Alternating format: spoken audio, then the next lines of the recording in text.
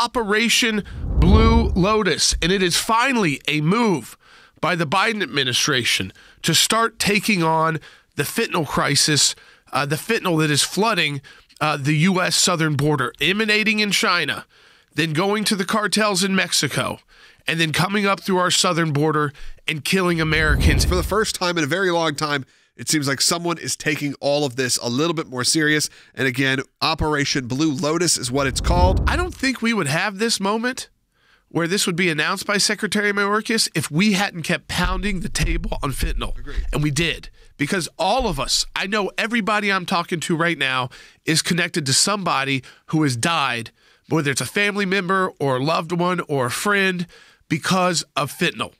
And whether it was intentional or unintentional, we know too many people, too many Americans we're all tied to who died because of this horrendous drug being manufactured cheaply by the Chinese Communist Party, sent to the cartels in Mexico, and then flooding the United States. So because it's an American issue, not a partisan issue, it shouldn't be a partisan issue, finally, the Biden administration, Logan, finally, they put together a U.S. Customs and Border Protection and U.S. Immigration and Customs Enforcement, so CBP and ICE and Homeland Security investigations are now working with both federal, state, tribal, and local partners to investigate and put in additional personnel and technology to stop the flow of fentanyl at our southern border.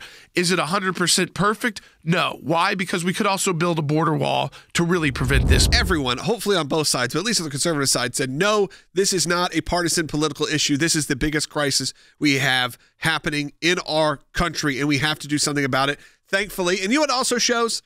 That there are some good people who do really good job when you give them the opportunity to, when you give them the equipment and you give them the ability to actually do their job. So there are people at the DHS who are actually down there, who are on the border, who really, if they weren't being handcuffed, could really do amazing work. Is it at least the administration finally listening to just the American people, not just Republicans, the American people who say, we want you to get this under control at the border so fentanyl stops killing our sons, our daughters, our parents, and our kids? I pray that it's so. This isn't Republican or Democrat, like you said.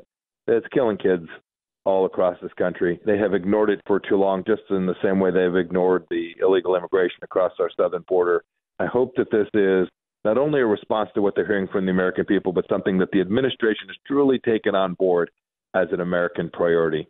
It's not a mission impossible. I pray that the Biden administration isn't just going to announce this and have a big press conference, but rather seriously focus on this in the weeks and months ahead. It hurts to say it, but it's true. Enough fentanyl was seized to kill every American.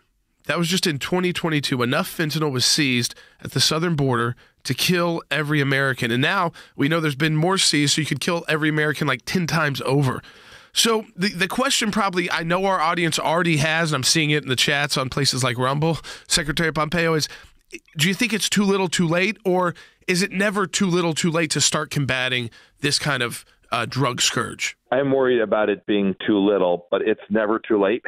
I'm worried that they're not going to apply the actual resources required, that they won't do the work to actually secure the southern border in a way that can have the impact that the scale of this problem demands. Almost every show I bring fentanyl up because I know I'm talking to an audience, including my family, who's been affected by it, who's lost loved ones in your family because of fentanyl. People who should still be here today, but because of fentanyl that was manufactured in China and brought through Mexican cartels aren't.